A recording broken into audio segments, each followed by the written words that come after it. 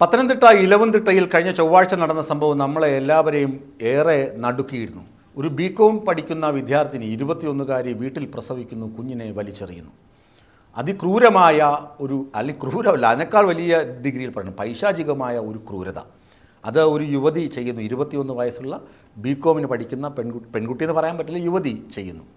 ഇതിൻ്റെ സാഹചര്യങ്ങൾ പരിശോധിക്കുകയാണെങ്കിൽ ഇതൊരു വലിയ കൊലപാതകമാണെന്ന് തെളിഞ്ഞത് ഒന്നുകിൽ കുഞ്ഞ് ജനിക്കുമ്പോൾ തന്നെ മരിച്ചിരിക്കാം. അങ്ങനെ കുറേ സാധ്യതകൾ പോലീസ് കൽപ്പിച്ചിരുന്നു. ഈ പെൺകുട്ടിയെ വരുന്നത്, ഈ സംഭവം വരുന്നത് എങ്ങനെയാണെന്ന് ഞാൻ കഴിഞ്ഞ ദിവസം വാർത്ത അവതരിപ്പിച്ചിരുന്നു. അതായത് പെൺകുട്ടി വീട്ടിൽ പ്രസവിക്കുന്നു, പൊക്കിൾക്കൊടി അവിടെ വെച്ച് തന്നെ ഇരട്ടി ധൈര്യം വെച്ച് പൊക്കിൾക്കൊടി മുറിച്ചിട്ട് കുഞ്ഞിനെ വേർപെടുത്തി, കുഞ്ഞ് നിലവിളിക്കാതിരിക്കാൻ മൂക്ക് പൊത്തി, എന്നിട്ട് ചേമ്പലിൽ പൊതിഞ്ഞ് അപ്പുറത്തെ പറമ്പിലേക്ക് ഇടുന്നു. കുഞ്ഞിന് ജീവനുണ്ടായിരുന്നു. അപ്പോൾ പോലീസുകാർ ഈ പെൺകുട്ടി അമിത രക്തസ്രാവം, പുലർച്ചെ 4 മണിക്കാണ് പ്രസവിക്കുന്നത്, ആരും ഉണർന്നിട്ടില്ല, അപ്പോൾ ബഹളം കേൾക്കരുത്, ആരും അറിയരുത് എന്ന നിലയിലാണ് പെൺകുട്ടി കാര്യങ്ങൾ കൈകാര്യം ചെയ്തത്. എന്നാൽ പെൺകുട്ടിക്ക് സംഭവം, ഈ മരണം, പ്രത്യേകിച്ച് നവജാത ശിശു എന്നൊക്കെ പറയുമ്പോൾ ആ മരണത്തിന് വലിയ സത്യമുണ്ട്.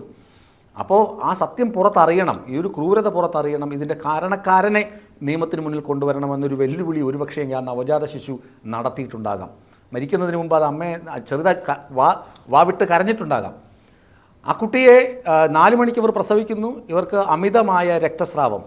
അങ്ങനെ ഇവർ ചെങ്ങന്നൂരുള്ള ഒരു ആശുപത്രിയിൽ പോകുന്നു. ആശുപത്രിയിൽ പോകുമ്പോൾ പരിശോധിക്കുമ്പോൾ തന്നെ മനസ്സിലാകുമല്ലോ പ്രസവിച്ചിട്ടാണോ അല്ലാതെയാണോ എന്നൊക്കെ. അപ്പോൾ സംശയം തോന്നി ഡോക്ടർമാർ ചോദിച്ചു. അപ്പോൾ ഇവരിങ്ങനെ വിഭിന്നമായ ഉത്തരങ്ങൾ, ഒരു ആശയം ക്ലാരിറ്റി ഇല്ല, പറയുന്നതിൽ വ്യക്തതയില്ല. അങ്ങനെ അവർ പോലീസിനെ അറിയിച്ചു. പോലീസ് വന്ന് ചോദിച്ചപ്പോൾ കാര്യം പറഞ്ഞു. അപ്പോഴും ബബ്ബബ തന്നെയാണ് അവർ പറയുന്നത്. പരസ്പര വിരുദ്ധമായ മൊഴിയാണ്. കുഞ്ഞിനെ വലിച്ചെറിഞ്ഞു, കുഞ്ഞിനെ ശ്വാസം മുട്ടിച്ചു. ഒടുവിൽ മെഡിക്കൽ കോളേജിൽ പോസ്റ്റ്മോർട്ടം കഴിഞ്ഞപ്പോൾ ഡോക്ടർമാർ വിധി എഴുതി, ഈ കുഞ്ഞ് വീഴ്ചയിൽ തലയ്ക്കുണ്ടായ ക്ഷതമാണ് മരണകാരണം എന്ന് പറഞ്ഞു. അപ്പോൾ ആലോചിച്ച് നോക്കുക, പ്രസവിച്ച ഉടനെ സ്വന്തം ചോരക്കുഞ്ഞിനെ ഒരു അമ്മ വലിച്ചെറിഞ്ഞ് തല പോയി ഇടിച്ചിട്ടാണ് ആ കുഞ്ഞ് മരിച്ചു പോകുന്നത്. അപ്പോൾ ഒന്ന് ഉറക്കെ നിലവിളിക്കാൻ പോലും ആയിട്ടില്ല കുട്ടി എന്നുള്ള കാര്യം നമ്മൾ മനസ്സിലാക്കണം. അപ്പോഴാണ് ഈ സ്ത്രീ യുവതി ഇങ്ങനെ ചെയ്യുന്നത്. യുവതിക്ക് അതിന് പല ന്യായീകരണങ്ങളും പറയാമായിരിക്കാം. ഇനി യുവതിയുടെ വീട്ടുകാരെ നമ്മളൊന്ന് പരിശോധിക്കണം. വീട്ടിൽ ആരൊക്കെ ഉണ്ടെന്നും നമുക്കിപ്പോൾ പോലീസുകാർ വിവരങ്ങൾ കൈമാറിയിട്ടില്ല. ആ വീടിൻ്റെ പടമൊക്കെ നിങ്ങൾക്ക് ഞാൻ കാണിച്ചു തരുന്നുണ്ട്. അപ്പോൾ ഈ വീട്ടിലെ അമ്മയോ ബന്ധുക്കളോ ഒന്നും ഈ പെൺകുട്ടിയുടെ വയറോ പിന്നെ ഇവരുടെ അസ്വസ്ഥതകളോ ഒന്നും അറിഞ്ഞിട്ടില്ല എന്ന് പറയുമ്പോൾ വലിയ സംശയമാണ് പോലീസിന്. അതുമല്ല, പൊക്കിൾക്കൊടിയൊക്കെ മുറിക്കണമെങ്കിൽ ഈ 21കാരിക്ക് സ്വയം ഇതെങ്ങനെ സാധ്യമായി? ഇത്രയും പ്രസവമെന്ന് പറയുമ്പോൾ കേട്ടറിവാണ് എങ്കിലും അത് പിന്നെ നമ്മുടെ ഭാര്യയൊക്കെ പ്രസവിക്കുമ്പോൾ അവരുടെ വേദനയൊക്കെ നമ്മൾ നേരിട്ട് കണ്ടും അവരുടെ അനുഭവങ്ങളൊക്കെ നമുക്ക് അറിയാവുന്നതാണല്ലോ. അപ്പോൾ ഇത്രയും വേദനാജനകമായ ഘട്ടത്തിലൂടെയാണ് സ്ത്രീകൾ ഈ അവസരത്തിൽ കടന്നു പോകുന്നത്. വലിയ ശാരീരിക ഛർദിൽ, പിന്നെ ഇപ്പോൾ തന്നെ ദിയ കൃഷ്ണ പറഞ്ഞല്ലോ, അവർക്ക് അവരുടെ സ്ഥാപനത്തിൽ പോയിരുന്ന് ജോലി ചെയ്യാൻ പോലും പറ്റാത്ത അവസ്ഥയാണ്. അത്രയും സിക്നസ്സാണ്, അത്രയും അസ്വസ്ഥതകൾ ഉണ്ടാകുന്ന സമയമാണ്. ഇങ്ങനെ ഈ അസ്വസ്ഥതകളൊന്നും ഇല്ലാതെ ഈ യുവതി എങ്ങനെ ഈ ഗർഭകാലഘട്ടം തരണം ചെയ്തു? പിന്നെ വീട്ടുകാർ അറിഞ്ഞില്ല എന്ന് പറയുമ്പോൾ എങ്ങനെയാണ്? ഈ വയറും മറ്റുമൊക്കെ വീട്ടുകാർ അറിയാതിരിക്കുമോ? പിന്നെ എന്തെങ്കിലും അസ്വസ്ഥത ഉണ്ടാകില്ല, അത് അറിയാതിരിക്കുമോ എന്ന വലിയ ചോദ്യം ഇതിൻ്റെ പിന്നിൽ ഉയരുന്നുണ്ട്. അത് പോലീസുകാർ അന്വേഷിക്കും, വീട്ടുകാരൊക്കെ ചോദ്യം ചെയ്തു. ആദ്യ റൗണ്ടിന് ചോദ്യമൊക്കെ ചെയ്തിട്ടുണ്ടാകാം. പക്ഷേ ഇനിയും ഈ യുവതിക്ക് അധികം ആരോഗ്യം തിരിച്ചു കിട്ടിയിട്ടില്ല. അതുകൊണ്ട് അവരിങ്ങനെ വെയിറ്റ് ചെയ്യാണ് പോലീസ്. ആരോഗ്യം തിരിച്ചു കിട്ടിയിട്ട് കൃത്യമായി കസ്റ്റഡിയിലെടുത്ത് ചോദ്യം ചെയ്യുമ്പോൾ കാര്യങ്ങൾ പറയുന്നത് പോലെ പറയുമെന്ന്, അല്ലെങ്കിൽ പറയിക്കാൻ കേരള പോലീസിന് അറിയാം. അതാണ് നമുക്കുള്ള ഏക പിടിവള്ളി.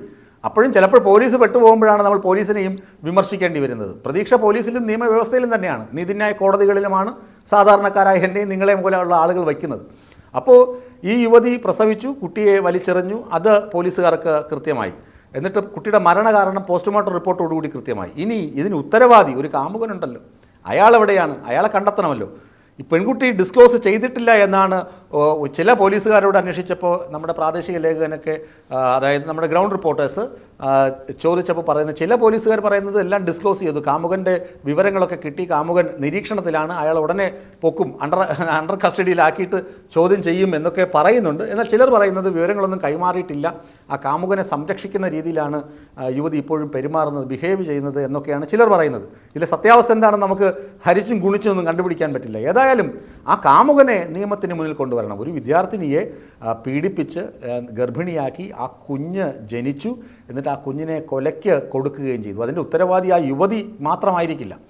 യുവതിയുടെ കാമുകൻ എന്ത് വന്നാലും അതിനകത്ത് ഒരു കൾപ്രിറ്റാണ്, ഒരു പ്രതിസ്ഥാനത്ത് നിൽക്കുന്ന വ്യക്തി തന്നെയാണ്. ഒന്ന് ആ പെൺകുട്ടിയെ ചതിച്ചതാണോ, അല്ലെങ്കിൽ ഇയാൾ നാട് വിട്ടുപോയതാണോ, വഞ്ചിച്ചതാണോ, വിവാഹ വാഗ്ദാനം നൽകി പീഡിപ്പിച്ചതാണോ, ഇത്തരം കാര്യങ്ങൾ കൂടി നമുക്ക് അറിയേണ്ടതുണ്ട്. അത് പോലീസിൻ്റെ കൃത്യമായ അന്വേഷണത്തിലൂടെ മാത്രമേ തെളിയുകയുള്ളൂ. ഏതായാലും കൊലക്കുറ്റത്തിന് പോലീസ് കേസ് രജിസ്റ്റർ ചെയ്തിട്ടുണ്ട്. അവരുടെ ആരോഗ്യം മെച്ചപ്പെടുന്നതനുസരിച്ച് പോലീസ് കസ്റ്റഡിയിലെടുക്കും, കൂടുതൽ ചോദ്യം ചെയ്യും. ഇപ്പോഴും അവർ പരസ്പര വിരുദ്ധമായ ഉത്തരങ്ങളാണ് നൽകിക്കൊണ്ടിരിക്കുന്നതെന്നാണ് പോലീസ് പറയുന്നത്.